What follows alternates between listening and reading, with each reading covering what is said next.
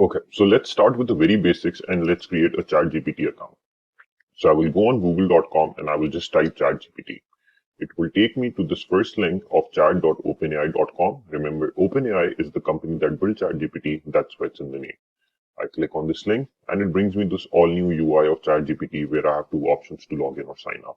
If you click on sign up, you will need to provide an email address. I will put in my email address here and click continue. It will ask me to create a new password.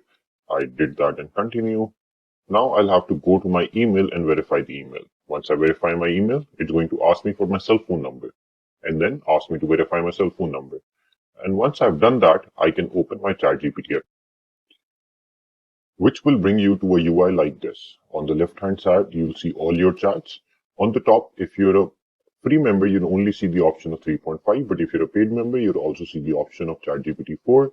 Here are some of the basic prompt ideas that GPT has already suggested for you. For example, help me pick a birthday gift for my mom who likes gardening, design a database schema for an online match store, and you can ask any question here.